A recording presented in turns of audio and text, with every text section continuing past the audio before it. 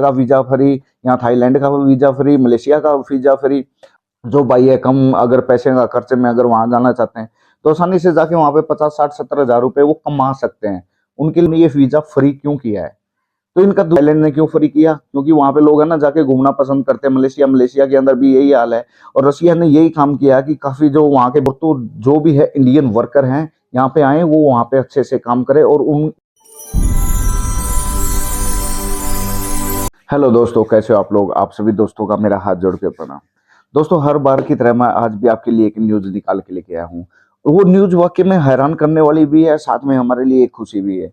हमें आज तक ये नहीं समझ में आ रहा है, जो इतनी कंट्रियां हैं, मलेशिया हो गया, थाईलैंड हो गया, या अपना रूस हो गया, वो इंडियन लोगों को ये वीजा फ्री क्यों करी है? अपना इजराइल है, इजराइल ने अभी इतने वर्कर अपने से लिए हैं। अभी ये जर्मनी है, जर्मनी अपने से इतने वर्कर की डिमांड किए हुए है। और बाकी सभी की सभी कंट्री वाले ये क्यों चाहते हैं कि जितने भी वर्कर ये हमारे पास ही आए? ऐसा क्यों? तो दोस्तों, सबसे पहले मैं आपको बता देता हूँ, ये जितनी की कंट्री हैं इनके अंदर इंडियन वर्करों की तरफ इसी वजह से ये फोकस है। जहां भी अपने इंडियन वर्कर हैं वो बहुत और दूसरी कंट्री के वर्कर हैं उनसे बहुत ज्यादा ईमानदार और हार्ड वर्क हैं, जो अच्छे से अपने काम पे काम की तरफ ध्यान देते हैं। अगर उनको किसी काम पे अगर लगा दिया, उस काम को प्रॉपर तरीके से करके ही दम लेते हैं। तो इसी वजह से सभी कंट्रियों का ध्यान है ना वो इंडियन वर्कर के ऊपर ये फोकस किए हुए, इसलिए हर जगह का आपने देखा होगा, रसिया का वीजा फ्री, यहाँ थाईलैंड का वीजा फ्री, मलेशिया का वीजा फ्री। अभी थाईलैंड ने क्या किया है? थाईलैंड ने अपने ये 31 दिसंबर तक है जो अपने ये वीजा फ्री कर दिया गया है। और साथ में यही न्यूज है अपने रसिया से जो अपने अगले स्टैंडर्ड टाइम होगा 25 का, तो उसके अंदर क्या है, इन्होंने अप्रैल से 1 अप्रैल से जो है वो वीजा की जितनी भी पाबंदियां थी वो सारी की सारी हटा दी हैं। आप बगैर वीजा के वहां पे आप आसानी से जा सकते हो, वहां पे आप आसानी के साथ काम कर सकते हो, अपना करियर बना सकते हो। तो इन सब के पीछे रीजन क्या है? अभी आप जानते हो अपने रूस के अंदर काफी ट्रेंड चला हुआ है, काफी लोग वहां पे जा रहे हैं, काफी वैकेंसियां भी है। जो भाई है कम अगर पैसे का खर्चे में अगर वहां जाना चाहते हैं तो आसानी से जाके वहां पे 50 60 70 हजार रुपए वो कमा सकते हैं। उनके लिए ये ऑप्शन है। फिर ये दूसरा कारण हमें ये समझ में आता है कि इन्होंने ये वीजा फ्री क्यों किया है। तो इनका दूसरा रीजन ये होता है, वीजा करने फ्री करने का एक ही रीजन है दोस्तों। जैसे क्या है इनकी, जैसे यूक्रेन और रसिया का जो अपने इसके अंदर वार चल रही है, इसके अंदर काफी टाइम से इनका बहुत ज्यादा लॉस हो रहा है, इनकी इकोनॉमी कंटिन्यू है ना डाउन जा रही है।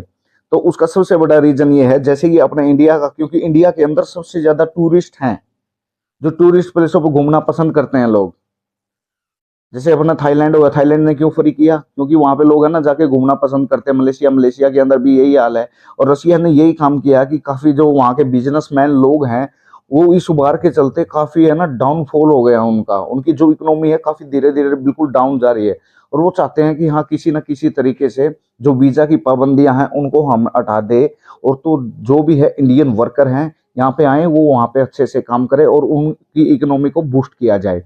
अब जैसे ये टूरिस्ट में जितने बंदे वहां पे टूरिस्ट पे अगर ज्यादा से ज्यादा संख्या में वहां पे जा रहे हैं, वहां पे होटलों की बुकिंग है कंटिन्यू वो फुल ही रहेगी। तो इससे क्या होगा, उनकी इकोनॉमी के ऊपर फर्क पड़ेगा। इकोनॉमी के फर्क होगा तो देश की करेंसी है वो ऊपर की तरफ जाने स्टार्ट हो जाएगी। सबसे मेन पॉइंट इनका यही है कि जो ये वीजा फ्री कर रहे हैं, सबसे मेन चीज इनका यही है। और दूसरी बात है कि इंडियन लोगों पे ट्रस्ट भी करते हैं। आप कहीं भी देख लीजिए, इंडियन लोगों पे जहां भी वो काम कर रहे हैं अपने सच्चे दिल से ही काम करते हैं, ट्रस्ट करते हैं। इसलिए सभी देशों का भरोसा अपने इंडिया के ऊपर ही है। और दूसरी बात है, जो अपने इंडिया है ये काफी देशों के साथ अपने अच्छे रिलेशन है, किसी के साथ अपना कोई भेदभाव नहीं करता, किसी के साथ अपना कोई लड़ाई झगड़ा नहीं है। तो इसीलिए यही मौका रसिया ने इंडियन वर्करों को दे रखा है। तो जो भी इंडियन टूरिस्ट है उनको बोल रखा कि आप आइए घूमिए, ताकि उनकी इकोनॉमी बूस्ट हो जाए। तो दोस्तों, अभी भी जो मेरे भाई अगर रसिया जाना चाहते हैं कम, बिल्कुल कम खर्च में, इसमें रसिया का कोई ज्यादा खर्चा नहीं है। आपका मान लीजिए 1 1.5 लाख के अंदर बिल्कुल ये कम खर्चे में आप वहां पे पहुंच सकते हो। और जैसे अगर एनएसडीसी पे अगर कभी ना कभी अगर ये जॉब लिस्टेड हो जाती है जो भी रसिया के अंदर है, तो सोच लो आपको फ्री जैसा ही काम मिल जाएगा। तो उस चीज का तो अभी वेट कीजिए मत कि यहाँ की कोई फ्री की वैकेंसी आएंगी। इससे अच्छा अपना थोड़ा बहुत पैसा लगा के आप वहाँ पे 70 80 90 हजार रुपए आप आसानी के साथ कमा सकते हैं। आप यहाँ से वहाँ पे जाइए, काफी कंपनियां हैं, काफी स्टोर हैं, वेयर हाउस है, या कंस्ट्रक्शन का काम है, आप जिस भी चीज में निपुण अपना कारीगर हैं अच्छे तरीके से, तो आप वहाँ पे जाइए, वहाँ पे जाके आप अच्छे से काम कीजिए। और अपने कम से कम 60-70-80 हज़ार रुपये आप आसानी के साथ कमा सकते हैं। अगर 2-4 साल आपको पता है, अगर आपने वहाँ पे लगा लिए तो आप यूरोप की तरफ भी आसानी के साथ मूव हो सकते हो। तो जिन मेरे भाइयों को अगर यूरोप जाना है या रसिया जाना है, उनके लिए बिल्कुल ये बेस्ट ऑप्शन है।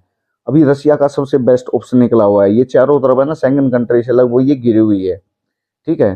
तो जिस भाई को आगे निकलना है वो यहाँ आराम से यहाँ से आगे निकल सकता है, और जब तक यहाँ पे रहे तो अपने 17-80 हज़ार रुपये वो आराम से कमा सकता है। तो दोस्तों अभी क्या है, अभी जो भाई अगर जाने की सोच भी रहे हैं, अगर उनका कम बजट है तो आप कुछ टाइम के लिए और वेट कीजिए। बिल्कुल ही जब वो सब कुछ फ्री हो जाएगा तो तब आप जाना, आपके कुछ पैसे बच जाएंगे। अभी थोड़ा रिस्क मत लीजिए, अभी थोड़ा टाइम वेट कीजिए, उसके बाद आप आसानी से निकल सकते हैं। वहाँ पे जो फाइंड आप कर सकते हैं, जॉब सीकर वीज़ा भी है, बिजनेस वीज़ा भी है। अब ये इनका ये ई वीज़ा ये इन्होंने स्टार्ट किया हुआ है। इसके अंदर क्या है, आपकी 16 दिन की एंट्री मिलती है। 16 दिन के अंदर आप वहाँ पे क्या क्या कर लोगे। और जो ई वीज़ा है उसके द्वारा मेरे को सुनने में आया कि वहाँ पे जॉब फाइंड करने में बहुत प्रॉब्लम है और ना ही वो कन्वर्ट होता है। इससे अच्छा जब भी आप किसी भी बाहर कंट्री में जाओ, फॉरेन कंट्री में, तो आप अपने काम को बिल्कुल अच्छे से सीख के जाइए। अगर आप काम के अच्छे कारीगर हैं तो आपको वहाँ पे रोकने वाला कोई नहीं है, आपको जाते ही काम मिल जाएगा।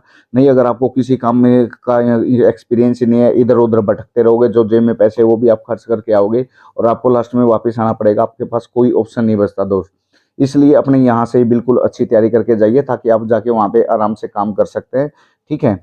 अपने बिज़नेस वीज़ा हो गया या कोई भी ऐसे बहुत तरीके के वीज़े निकले हुए हैं जिससे आप वहाँ पे जा सकते हैं। या कंटिन्यू अपने इंडिया में भी बहुत ऐसी एजेंसी है जो रसिया के लिए काफ़ी जगह इंटरव्यू चलते रहते हैं। अगर आप यहाँ से वर्क परमिट ही लेके जाते हो तो वो सबसे बेस्ट है दोस्तों। अब जब भी जाना हो तो वर्क परमिट ही लेके जाओ, तो वो तो सबसे बेस्ट है। आपको 3-4 साल या 5 साल तक का भी वर्क परमिट देखने को मिलता है। तो उस चीज़ में आपका कोई भी रिस्क नहीं रहता।